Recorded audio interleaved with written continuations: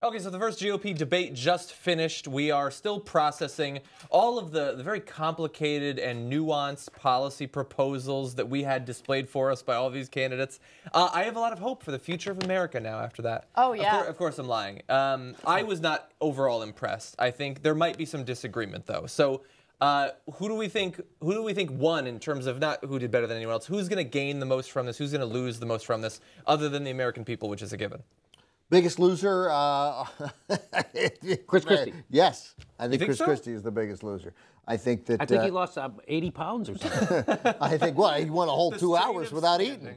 Right, it's like an all-time record. His blood sugar was low at the end. I don't know if you could tell.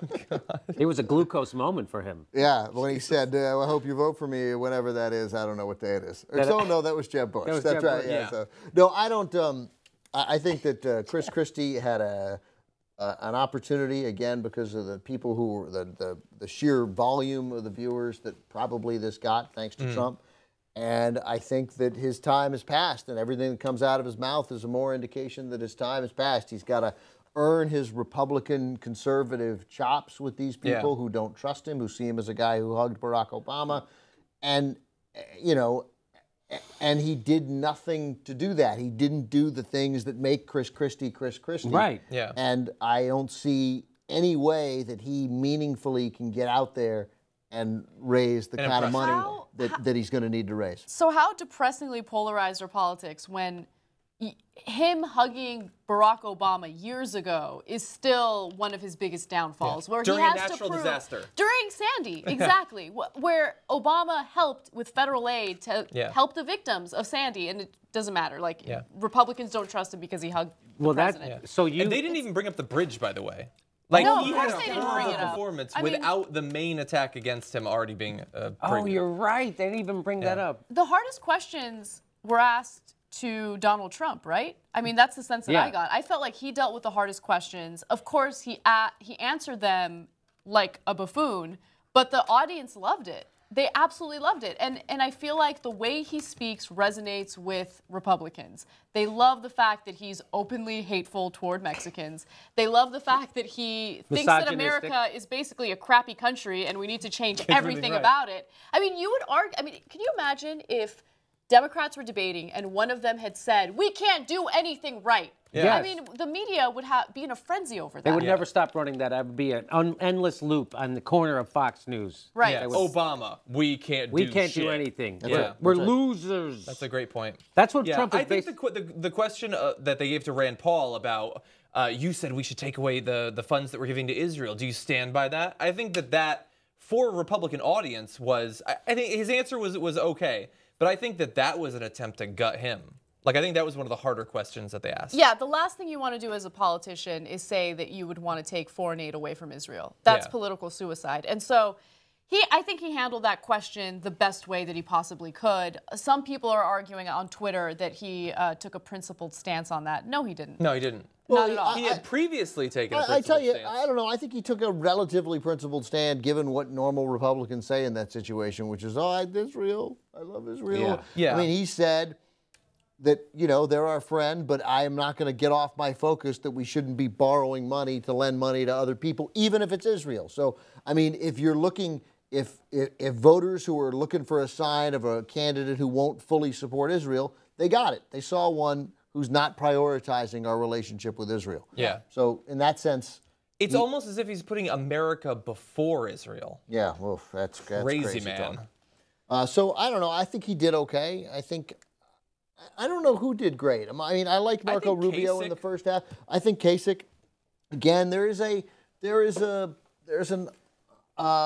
loving uncle quality to Kasich that is not, to me, presidential. That I don't know whether that can be fixed. I don't know whether he can seem. I would say that he did a really good job introducing himself now to people. Yeah. And now I'd be a little more serious next time out there. But I bet he stays in the top 10. How do they get it? Now, I don't know about polling on this, but I've got to imagine that most of the country would be overwhelmingly for decreasing the military budget. I got to think that they would be. Hey, we're still spending $1 trillion on this, and we don't really have an enemy, like we said. So we've invented this ISIS thing, but it doesn't really cost much to fight them, and blah, blah, blah. I mean, I don't understand. Like, if someone came out and said, hey, I'm going to take this $500 billion, and we're going to be able to give you free college. Yeah. You know, or something like that. I mean, I think people would be on board 100%. They would, but it's not framed that way. The way that it's framed is we are in grave danger. ISIS is an imminent threat, and we are cutting funding to the military. We are in so much danger. How did they that's get away the way with that? It's Well, that's the way the media frames it. There are experiments that show that when you simply ask, you know, a conservative, would you cut this program? Would you cut this program? Would you cut this program?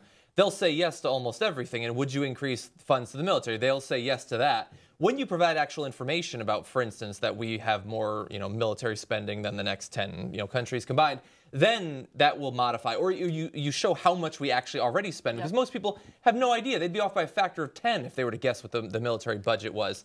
And when you actually start to show, okay, here is a budget, I want you to show how you cut out the percentage you say you want to, then they're looking at education and they're thinking, well, maybe not education, maybe not EPA. Then it's all contextual. It's based on the information. A lot of people, their ridiculous fantasies about government don't stand up to actual critical thought about it. It's all about framing. Every political issue is about framing. And the way Fox News frames it, the way the mainstream frames it is, we need to focus on military spending because national security is the most important thing. National security is important. We are fine. We have enough national security. In fact, we have a little too much national security where we're collecting information on people indiscriminately. Yeah. So, Anna-Kasparian in support of national insecurity. So, okay, but on national security, for instance, this is going to be something that I've been talking about. I'm going to keep going back to. ISIS, the biggest crisis. It's not actually the biggest international crisis, but it's portrayed that way. Do we know what any one of those 10 people would do? No, of course not, because they dodge every question. Idea. Well, their answer is usually, let's bomb them.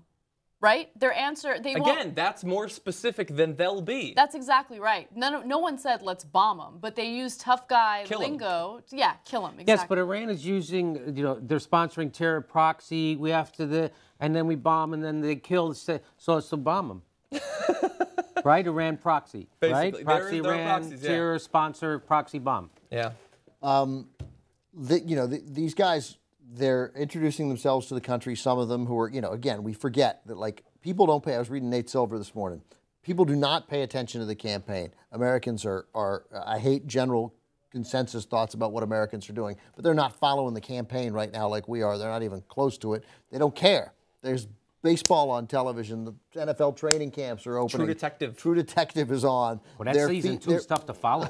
That would have been a good question. Yeah. Can you explain season 2 of True Detective? Because I got to tell you, I'm talking to Vince Vaughn, baby. I don't know what the fuck's going on. Who had the mask on? Wait, I haven't seen the latest episode. I know. Spoilers. Stop talking. Yeah, with Colin Farrell. Oh, okay. Earlier. Okay. The bird fine. mask. That's fine. Okay.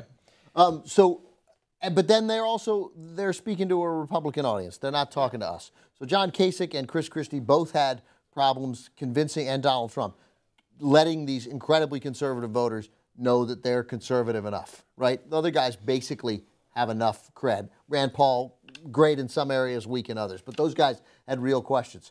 And Kasich, I think, did a slightly better job. He gave better answers. Christie, with an opportunity to, got beat by Rand Paul in that exchange, and then talked about the Ohio attack class submarine. You know, like it's just wild blown opportunities and just wild misfocus. So I'm really curious to see. I think he was trying. I think the entire point of that was to say everybody is talking about national security in these vague terms because they don't actually understand anything about what's going on. I'm going to throw out terms that show you don't know what I'm talking about, but you know that I know something. Sure, he wanted to seem smart and above it and a leader-like. I think Kasich managed to do it, and Christie did not manage to do it. So I imagine Kasich will move. I think he'll get some action on it, but it will be, keep in mind how things will be portrayed. Kasich is like at 5, right? Yeah. If he goes to 9 or 11, they'll be like, look at Kasich. 1 in 10 Republicans like him. Yeah. But the perception will be a movement. Yeah. And so if Trump goes from 26 down to 21, that will be seen as some sort of, everybody looking for the fact that he's hit the wall. So some of the numbers will change. There will be far too much emphasis put on those numbers because they won't really mean much, but the analysis from the world will be, there'll be a desperate attempt to have those numbers mean something. I bet you all the numbers will be inside the margin of error. That's probably true. You mean, All the movement. all the movement. That's a good point. That could well be. I think that what I would say is that there are guys here, and maybe Marco Rubio, as we said, helped himself. But I think the longer Jeb Bush doesn't catch fire, the more it tells people that he is not going to catch fire, that it's not going to happen. But it's still plenty early, and when other candidates start to fall by the wayside, because at some point you're going to struggle to raise money. And that's what I think guys like that Christie is going to come into trouble. That's where and well, all Rand those, Paul for sure, and maybe Rand Paul too. Like how do you? Well, he's not a money raiser. But how are you going to get enough money? How are you going to convince people to support you? How are you going to convince people to get a serious organization up and running in Iowa where you can make a difference? Jeb Bush, we know, can do it. I mean, you said that he failed to like really connect, but one thing that helps with that is being able to fall back on the fact that you've already raised well over $100 million. But because he was the presumptive leader, and people. Oh, you think it'll dry up now? No, I'm not saying it'll dry up for Jeb Bush. Jeb Bush doesn't have to worry about that because there'll still be people investing in Jeb Bush because he is still the standard bearer more than anybody else there. That's still the guy that the establishment wants. Yeah. But at some point, he's going to have to deliver. And here was another big opportunity in front of a big audience where he didn't. He seemed incredibly ordinary. Yeah. And I think that hurt him. But believe me, Jeb Bush was not killed by tonight in any way.